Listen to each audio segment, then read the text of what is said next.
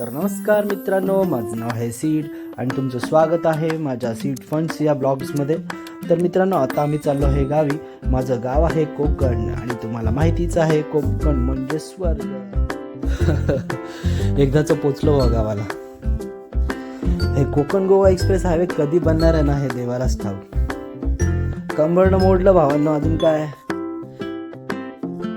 तर खरं सांगू एक मित्रांनो, हे निसर्गरम्य वातावरण पाहून ना मनाला खूप शांती मिळते. पण हे तुम्हाला मी व्हिडिओमध्ये सांगून कळणार नाही, त्यासाठी तुम्हाला इथे यावं लागेल. हे धुकं, ही झाडी, हा रस्ता, गावची मजाच वेगळी मित्रांनो. पण त्यासाठी इथे यावं लागेल. बघा टाइम भेटतोय का. खरं तर मित्रांनो, मी काही यूट्यूबर किंवा ब्लॉगर नाही आहे, पण बोलतात ना, कोकणात आलो आणि व्हिडिओ आणि फोटोज नाही काढले तर तुम्ही काहीच कोकणात आले आणि काहीच मजा घेतली कोकणाची, है ना. आणि हे तर आमचं गाव आहे, आम्हाला इकडे एन्जॉय करायला कोणी रोखू पण नाही शकत, है ना. खरं तर मला तुम्हाला एक गोष्ट दाखवायची आहे, जी आम्हाला निसर्गातच आम्हाला दान स्वरूपात मिळाले.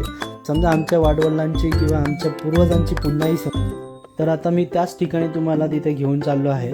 आणि मस्त तिथे पद्धतशीर जेवण बनवण्यासाठी जागा आहे, मस्त पार्टी करण्यासाठी जागा आहे. आमच्या गावातील तरुण वर्ग सुट्ट्यांमध्ये येतो, मस्त एन्जॉय करतो. पाऊस लागला तर नक्की तिकडे सगळे लोक येतात, मस्त पार्टी वगैरे करतात आणि परत आपल्या कामासाठी निघून जातात. मुंबईमध्ये आपण अशा ठिकाणी जाण्यासाठी बरेच पैसे खर्च करतो, बराच वेळ जातो, सुट्ट्या मिळत नाहीत, हे ते प्रॉब्लेम्स असतात. पण आम्हाला हे दरवर्षी आम्हाला हे खेचून घेतं, ओढ आहे आम्हाला या गोष्टीची, म्हणून आम्ही तिथे येतो. मी आता तुम्हाला व्हिडिओमध्ये सांगत नाही, तुम्ही स्वतःहून बघा तिथे काय नक्की तिथे.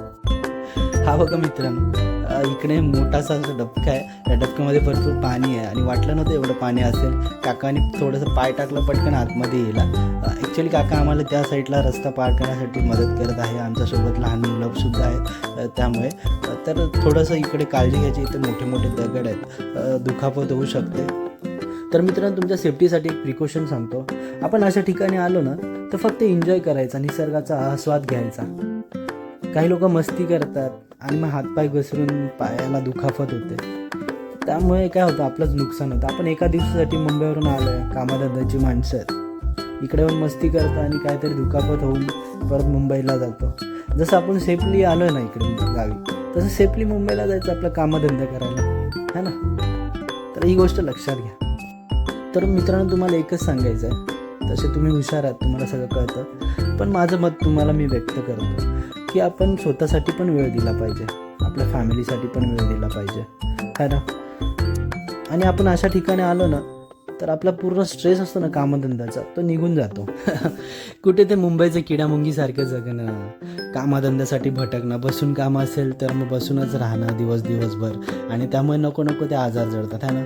म्हणून म्हणतो, स्वतःसाठी वेळ द्या, फिरा, फॅमिलीसाठी वेळ द्या, मित्रांसाठी वेळ द्या आणि गावी या, मस्तपैकी एन्जॉय करा. अशा ॲटमॉस्फिअरमध्ये तुम्ही राहिलात तर ते आजार पूर्ण पळून जातात, है ना. तर एक प्लस पॉईंट पण आहे आमच्याकडे की इकडे गावी नेटवर्क नाही, फक्त BSNL आहे आणि ते फक्त गावच्या लोकांकडे आहे. आणि गावच्या लोकांकडे छोटे छोटे मोबाईल आहेत, आता आहेत बऱ्याच लोकांकडे, पण आमच्यासाठी ते चांगलं आहे, कारण की आम्ही सगळे जिओवाले, वडाफोनवाले, त्यामुळे मुंबईच्या ठिकाणी BSNL तर कोण यूज करत नाही, त्यामुळे तो प्लस पॉईंट आहे. मस्त फोन बंद करून एन्जॉय करा, निसर्गाचा आस्वाद घ्या. काही लोक आहेत एक वर्ग की गावी आलं तरी नेटवर्कच्या शोधामध्ये इकडे तिकडे फिरतात, किंवा गावच्या लोकांकडून हॉटस्पॉट दे रे. अरे आम्ही तर फक्त फोन बंद करतो गावी गेले की, आणि मस्त एन्जॉय करतो. कुठे ती बॉसची किटकिट मागे, है ना. तर या सगळ्या गोष्टीतून मुक्त व्हा, मस्त गावी या, 1-2 दिवसासाठी येतो, एन्जॉय करा, फुल मजा करा, विसरून जा स्ट्रेस. तर पाहिलं मित्रांनो, कोकणाला स्वर्ग का बोललं जातं, तर हा आहे आमच्या गावचा धबधबा. हा जस्ट आमच्या घरापासून 5 मिनिटावरती आहे. आमच्या अंगणामधून पण हा पूर्ण दिसतो. पाणी जास्त आहे कमी आहे, इथे सगळे आम्ही एन्जॉय करायला येतो. पाणी जास्त असेल तर फुल मजा येते. इकडे खाली जेवण बनवण्यासाठी जागा आहे. आता ह्यांच्या चेहऱ्यावरची तेजी बघा, किती खुश आहेत सगळेजण. आता हे आमचे काका काकी खालून येत आहेत, रस्ता थोडा खराब आहे. हे मुंबईचे म्हातारे लोक आता वरती येत आहेत. खालून वरती येईपर्यंत थोडीशी मेहनत आहे, पण एकदा वरती आलो ना इथे की मन एकदम प्रसन्न होऊन जातं. कसं आहे, प्युअर नॅचरल आहे, अनटच. मुंबईसारखं गजबजलेलं नाही, फक्त इथे आम्हीच येतो एन्जॉय करण्यासाठी. आणि कसं वाटतंय तुम्हीच सांगा. 2 झोत आहेत, हा मुख्य धबधबा आहे आणि इथे खालीच सुद्धा मस्त एक डबका बनवला आमच्या गावातल्या तरुण वर्गाने. इथे एन्जॉय करण्यासाठी आम्ही येतो म्हणून इथे एकदम साफसफाई ठेवतात आणि पाण्याने जी पण कचरा घाण असतो जंगलातला तो वाहून जातो. असं काही नाही, एकदम नॅचरल असल्यामुळे इथे काय घाण वगैरे कचरा वगैरे नाही होते. आणि झालंच तर आम्ही येऊन इथे क्लीन करतो सगळं मस्तपैकी. इथे डबक्यामध्ये बसून लहान मुलं मस्त आंघोळ वगैरे करतात. गणपत बजाना टाक म्हणतो.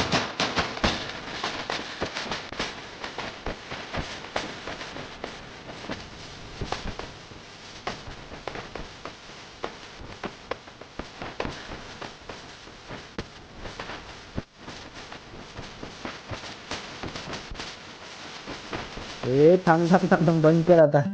आता आमची पोझिंग बघा. आता मी काय जिमला वगैरे जात नाही, काय माझी बॉडी नाही आहे, पण आमचे काका आणि पिऊ आमचं हे दोघे जिम लवर आहेत, तर यांची बॉडी बघा. अशी पण काका आता आम्हाला आवडून देतील.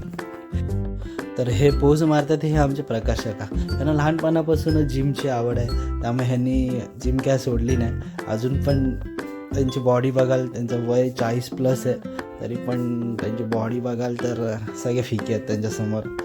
त्यामुळेच आमची काकीला पण पटवलं त्यांनी बॉडी दाखवून. तर आता काय सांगायचं तुम्हाला, बघा तुम्ही.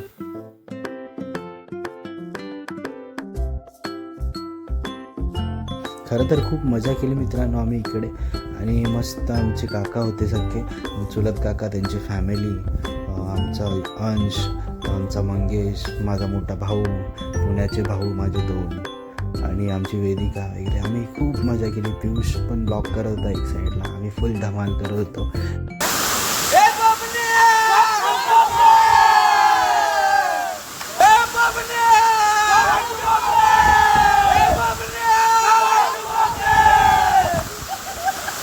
तर मित्रांनो आता आम्ही एन्जॉय करून खाली आलो आहोत आणि आता आम्हाला जाऊन घरी परत चेंज करून रिच्युअलची पण संध्याकाळची तयारी करायची. सो व्हिडिओ कशी वाटली नक्कीच कमेंटमध्ये सांगा, आणि व्हिडिओ आवडलीच तर लाईक करा, सबस्क्राईब करा. चला भेटू पुढच्या व्हिडिओमध्ये. Bye bye.